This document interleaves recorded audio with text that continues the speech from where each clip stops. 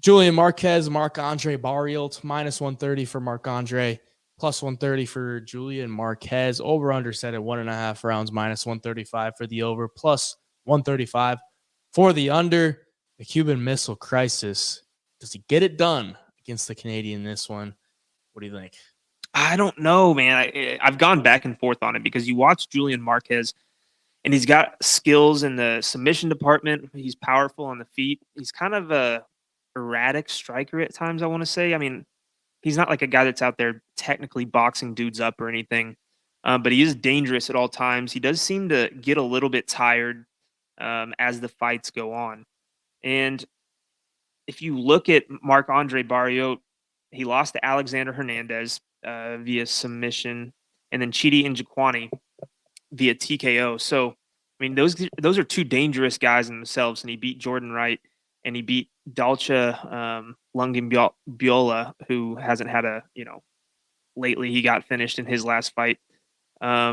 So he's beating the guys he should, and he's losing to guys that are probably a step ahead of him. And then you look at Julian Marquez. Like I said, man, he's got the finishing ability. So it makes me want to side with Julian Marquez, but I worry as he keeps fighting better and better competition. If he gets clipped, which we've seen him clip before and hurt on his feet, I don't necessarily think he's the type of fighter that has the gas tank to go deeper into fights. And I think that Marc-Andre Barrios has the better gas tank here. And I think that's what it's going to come down to. I think both guys are, tough enough to get past that first round. And then I think we're going to see Barrios start taking over. I've been playing it back and forth in my head the last couple of days after watching some of their fights. I mean, both guys are dangerous. But I see Barrios beating Marquez. I think Marquez is going to make a couple of mistakes, try to get it to the ground, wear himself out, and then we'll see Marc-Andre Barrios start taking over middle till the end of the fight. Yeah, it's going to be the first fight for Julian Marquez without James Krause in his corner. Obviously, you can't have that at this point in time. But the dude, he's super hittable, but he's also super tough. I mean, his last fight with Gregory Rodriguez, he took some shots before he finally went down. I'm surprised that he was able to hang on that long because he was getting the brakes beaten off of him. But he is very hittable because mainly for the fact that he just wants to march you down and throw bombs. And I can't blame him. It's fun to watch, and he's a strong dude. Probably has had some success with that. Barrios kind of the same way.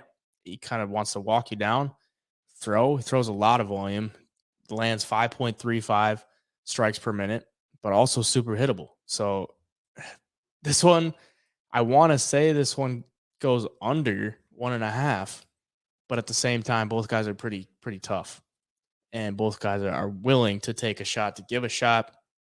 But Barrios, he was very durable until his last couple of fights. So he got finished in the beginning of 2022 last year, and then got submitted at the end of 2022. So those are his first two losses by finish. Marquez got his first first KO loss last year as well. So maybe that's a little bit of a diminishing toughness going on there. But yeah, this is just kind of a greasy fight. Barrios never really wanted to go for the takedowns, but Julian Marquez has zero. I don't want to say a zero ground game, but he can get taken down. Barrios doesn't really look to go there. Marquez doesn't look to go there at all. He has 0%. He's never landed a takedown in the UFC. So this is probably going to be a stand-up battle. If one guy wants to implement that ground game, could set him apart. Could be a little wrinkled to throw in there. But I probably just don't see it. I think with the crowd and everything, these guys are probably going to just be standing and bang it out. And I don't really like a side, if I'm going to be honest. I think technically Barrios a little bit better. So I'm going to go with him. I'm going to go with Barrios for the technicality standpoint. But yeah, just a greasy one to look at.